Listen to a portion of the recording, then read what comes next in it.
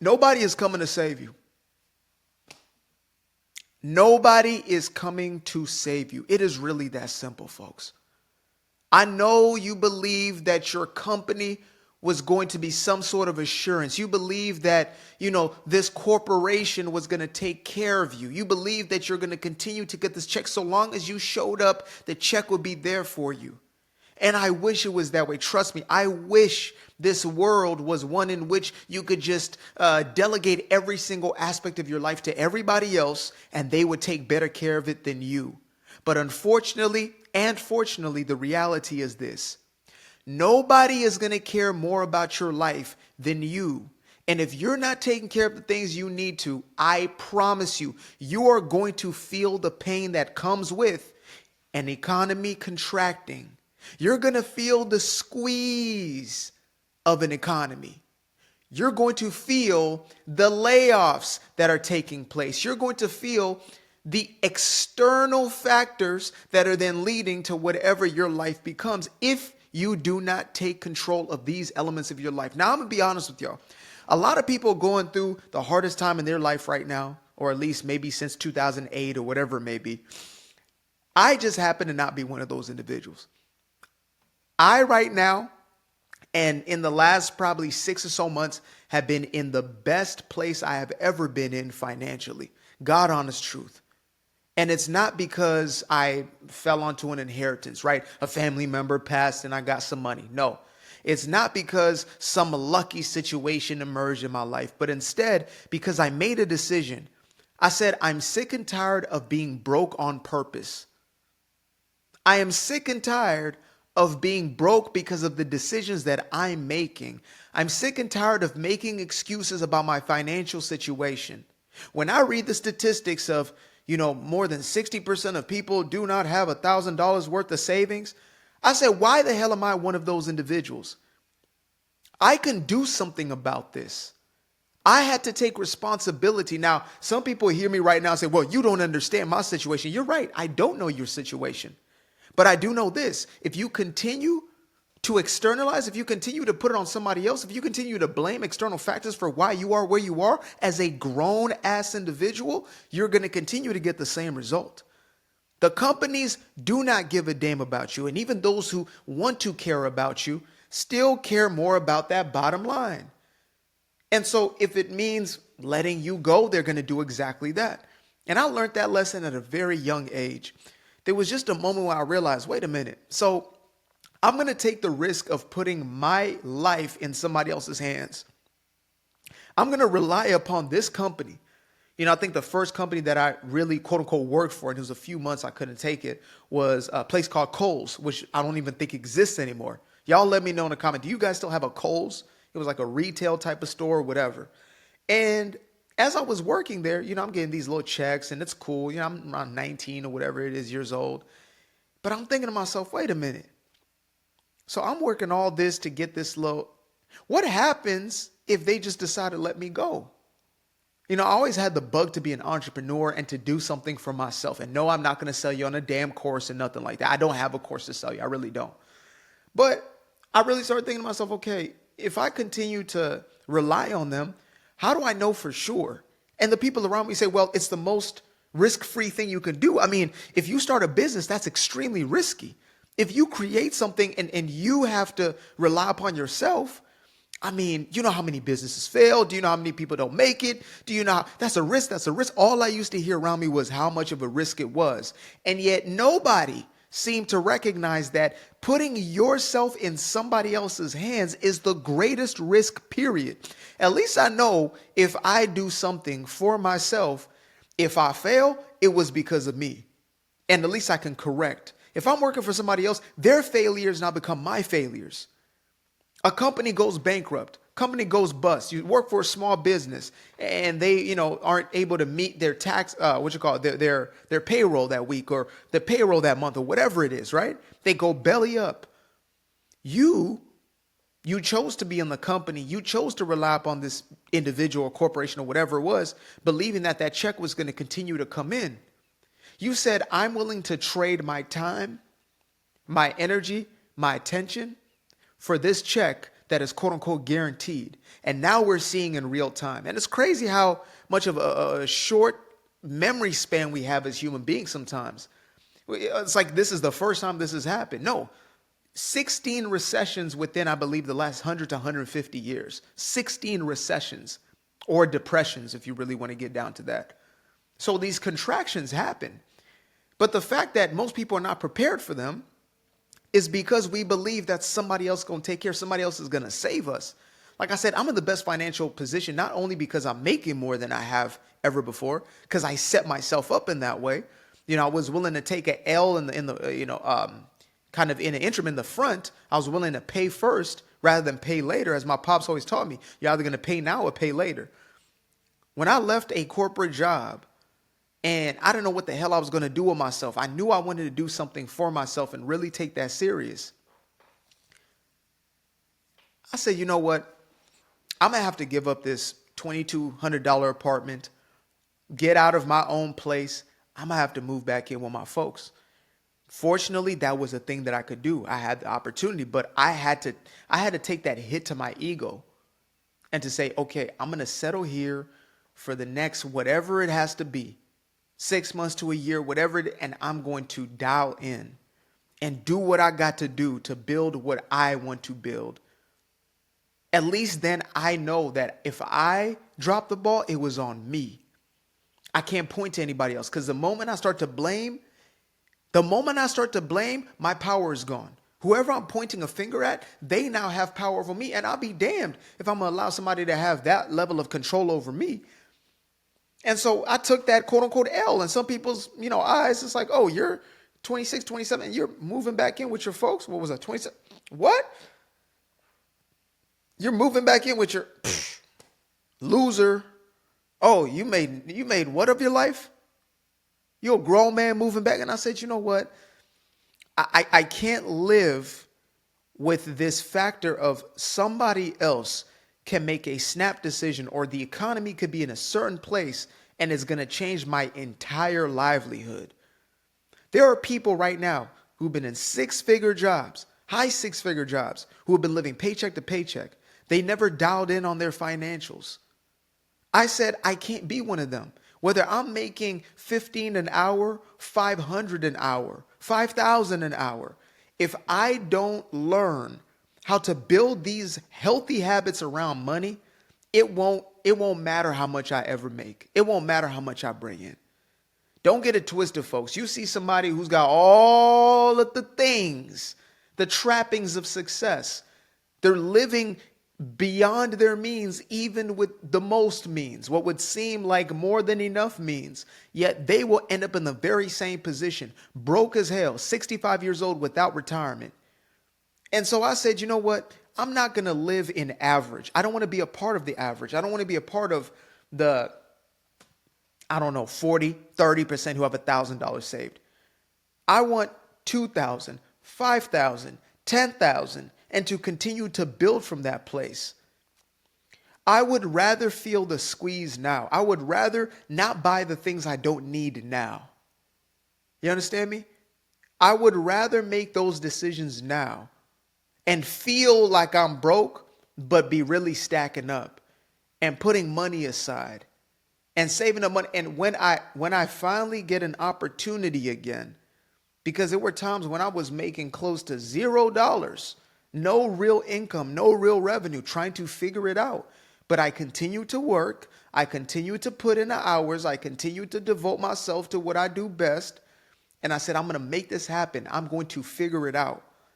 And when it hits, I'm going to be smart with my money. But I will start right here with the $10, $15, $20 that may come in, $100 that may come in.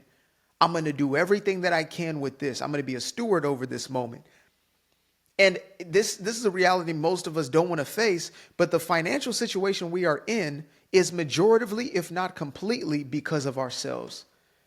And you don't lose by accepting that.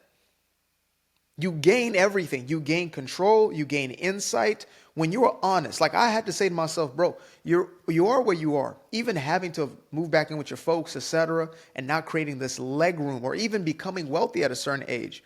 There's no such thing as too late. I believe as long as you're breathing and you're here and you have the capability to do something, it's not too late.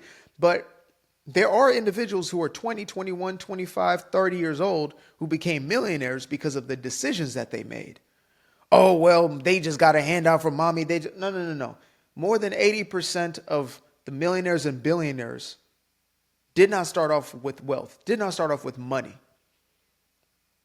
They came from either lower, middle class, maybe somewhere upper middle class. Mostly we're middle of the ring and a little below that. And they made decisions. Now, these decisions are taking risks that most people are afraid to. Learning how the system of money works. There are people who will work a 9 to 5, but they essentially dial down on or buckle down on how does money work? How do the markets work? I had been afraid to put money in the markets because I really didn't understand what it was. Like most people in a mentality that's just been conditioned, oh, that's a huge risk, you're going to lose money, etc. But instead I look at it long term and said, okay, well, if there are records of the past that show me what the future is likely to look at, why would I not do so? Okay, what is an index fund? What is the S&P 500? What is this all about? Wait, there are people who worked as janitors and ended up retiring millionaires because they just set apart 10% of each check instead of putting that 10% towards something they didn't need to impress people they don't give a damn about and don't give a damn about them. They did what? Oh, instead of making excuses and blaming everybody, they said, how do I make my situation work best? These are the things that aren't shown on a balance sheet, right? Are you willing to devote yourself to changing your habits when it comes to money? This is the saving yourself, by the way. When I say layoffs are here, save yourself, I'm talking about educating yourself. I'm talking about renewing your mindset. I'm talking about learning skills that essentially are going to be fruitful to move forward. Find out what you do best and what you can give to the market that's the most valuable. People have made millions, if not billions, during not only contractions, but full-blown depressions because they made different decisions. God, honest truth, and this ain't even to brag and nothing like that, I'm in a place in my life now, I know that wherever I am, I'm going to win. God, honest truth, I'm going to make it happen because I trust my habits. I trust that I'm fiscally responsible. I'm not making decisions from an emotional place. I'm not buying things that I do not need. There's nobody out in this world I'm trying to impress, not even my own woman. I'm not trying to impress my fiance. Might be trying to do a few other things, but impress is not one of those things. I am who I am. You see me here, probably same black tee or a different variation of this or a short sleeve or whatever it is. $10. Little necklace with some, sentimental value, probably cost no more than 30, 40 bucks. I have nobody to impress. But I'm trying to impress the future me. I'm trying to impress my legacy for sure. Those I look to and say, wait a minute, I'd rather look back and be like, thank you for making these decisions. And I know there's a lot of people who listen to this message and think, well, you don't know. It's not my fault. I didn't do nothing. It's my employer. It's the government. It's the this. It's the system. Look at the economy. I don't wait on a president. I don't wait on anybody to make my financial situation change. I didn't wait on Trump to get in office. I voted for Trump. I stand behind the America First agenda. But I'll be damned if I'm waiting for that man to change my financial situation. If we had Kamala in office right now, I'll be doing the exact same thing. The exact same thing. I audit my life and say, what are assets? And this isn't even just like physical assets. This is intangible assets, my gifting, the things I do best, etc. And how do I double and triple down? How do I learn how this thing works? I used to be so full of pride, so hard-headed that instead of learning how, YouTube actually works or TikTok or whatever it is, I just say, oh, I don't care. I don't care about building a following. I lie to myself. I don't care about the money. I don't care about this. I don't care about that. Instead of being honest and saying I do care and I do want, the greatest amount of results from what I'm doing, and then devoting myself to that, to figure it out. I'm still in figure it out stage. I'm not somebody on here with millions yet. Those times will come. But right now I'm continuously figuring it out. I am investing in myself because no other entity, business, even an accountant, the best of accountants who cares the most still can't care more about my own money than I do. I have to figure the game out for myself and my family. It's not the sexy message, but it is the truth, and it's the necessary one. Nobody is coming to save you. But the beauty of that is you are sent here to save your own damn self. You don't need a savior. You don't need anybody to crack through them clouds and to pull you out. You're already given the resources within yourself to make things happen. There are people who started baking cookies in the midst of a recession and built a business. People started pawning things off and on the other side built a business where they're actually selling items, etc. And I'm not saying these are the only places. There are a host and a multitude of ways where you can start to take control of your financial situation, both income as well as investments and savings. And I can put those even in the same kind of category once you really start understanding the relationship between savings and investments, right? It's an investment into your future in essence. Even in my own spreadsheet, as far as, I go through everything from not just having a budget, but I have a business expense or income and expense sheet as well as a personal one. And I go through those every Sunday. Every Sunday I take at least an hour, 2 hours to go through every single one. I go through all of the transactions, right? On the business side of things, then on the personal side of things, income, etc. I track all of these things. It just sets me in the right mindset, and it's become a habit for me, right? And it also gives me insight into, am I living what I am speaking? Am I actually living in integrity, or am I saying, oh, well, I'm really disciplined in my finances, I'm taking care of, and then I look at my spreadsheet and it's telling me the whole different truth. If you want to know, this is going to be my last little snippet, little $1 million worth of game. If you want to know what you value most, look at two things: your timesheet or your schedule, your real schedule, like what you actually are doing. Not, oh, I'm working, but you're really on the phone half the time. No, look at where you're investing your time and your energy and where you're investing or essentially wasting your money. Look at your bank account and look at your time account, and you will see exactly what you actually value in life. And that is going to directly reflect into your financial life. It's not rocket science. I promise you. I'm not a financial guy, or at least haven't been historically. I knew nothing about it. I had to teach myself and continue to. I'm a novice even still at this point. But I do know one thing. What I invest in is going to reflect in my life. The habits that I engage in are going to reflect in my life. I appreciate you guys for tuning in. Make sure to subscribe to the channel if you found value in this content.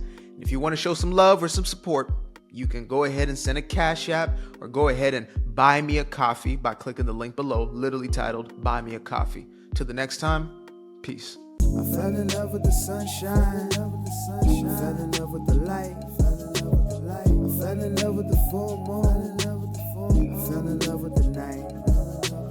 I can see the light again. I can see the light. You can see the life in him illuminate the night. I know the time is taking.